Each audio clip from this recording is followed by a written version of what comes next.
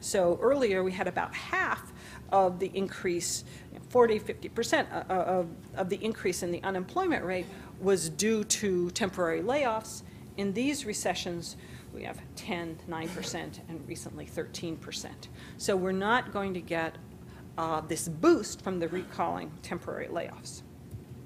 On the other hand, if you take a look at what's known as the diffusion index, now the diffusion index actually has a complicated name, but it's a simple concept. What proportion of industries are growing? That's all it means. If it's around 50% or higher, then it usually means we're adding jobs. If it's below 50%, it means we're losing jobs. So you can see that during expansions, the non-shaded period, it's usually above 50%. During the recessions, a little bit after, it's below. But I'll call your attention to the latest numbers. Down around a low of 15% of industries added jobs at the depths of this recession. Right?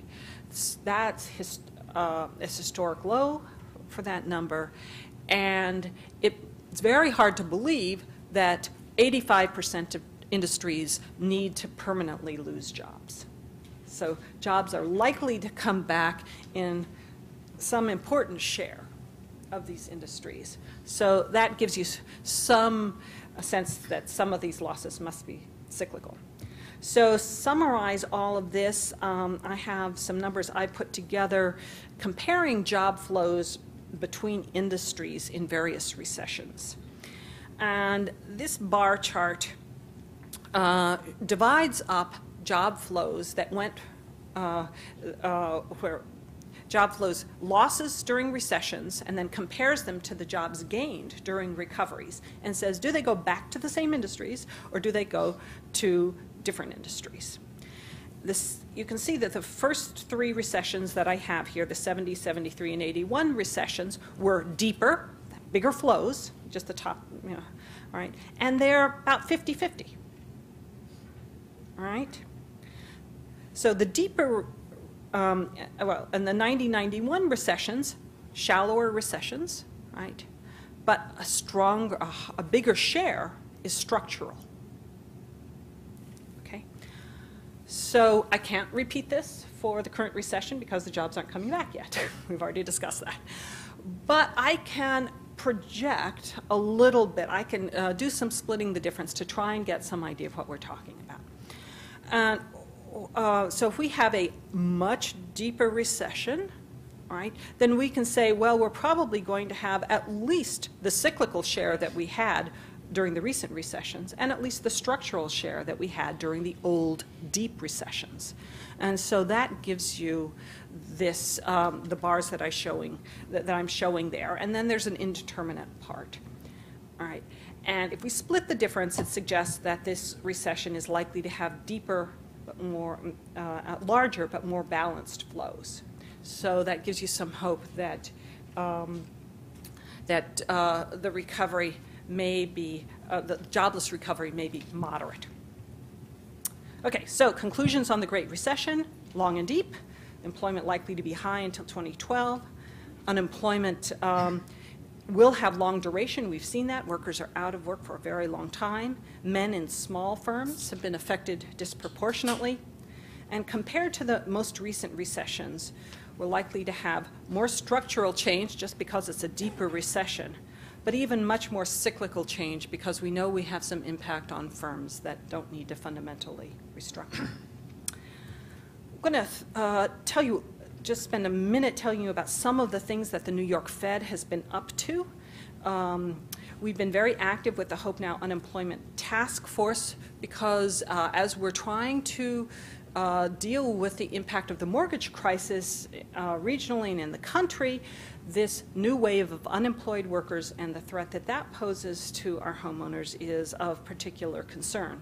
So we've been working with Hope Now, which is an alliance of mortgage servicers, and also with Freddie Mac, Department of Labor, and credit counselors to particularly think about unemployed homeowners. And this has led to a lot of cross-listening of resources that never existed before.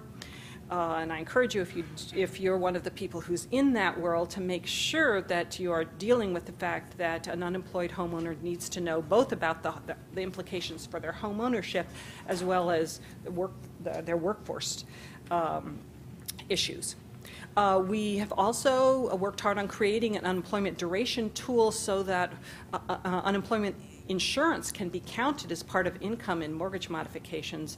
That was a bureaucratic problem that we had for about the first 6 months of the HAMP program. Okay, but that is up and running now. And then we've been talking a lot about forbearance and temporary assistance programs for unemployed homeowners. If you want to continue to monitor what's going on, I encourage you to come to the New York Fed website. We have, since April 2008, been publishing a lot of information on a detailed regional level on credit conditions so that people will know where the problems are and how bad they are. Prior to our doing this, none of that data was available publicly. It was only available for purchase from the large financial institutions who collected the data. So now we've been buying it and making more of it publicly available so that you can see what's happening with mortgage, credit card, auto loans, student delinquencies on a county-by-county basis all across the country. And I have some cards there that need data that you can look at. We also publish on a monthly basis current economic indicators for New York, New Jersey, and New York City. So those pull together what conditions are. So it's like a GDP measure for the state. We have a wide range of publications, including there's a new current issues on New York City. There's an older current issues. That's the basis of some of what I've shown you today, looking at the last recession. We have links there to the Beige Book, which is another. It's a compilation of regional intelligence on what's going on in the area. We have the Empire State Manufacturing Survey. We have the yield curve recession indicator, which is the best way of keeping track of the recession. And we have many other basic macro charts. One last thing is to throw out some implications of this recession for workforce systems. Okay, I would argue that workforce systems are on the front line right now for speeding the economic recovery. Another important thing to keep in mind is the long expected duration of unemployment makes training more cost effective because people would otherwise just be unemployed. You're not taking them out of work to get training. They would otherwise be unemployed. A third consideration I would throw out is that it's very important to help unemployed workers make sound decisions about their mortgages. Unemployment is a crisis of many kinds. It's partly a financial crisis. And we know that there are risks from people who make uninformed financial crisis.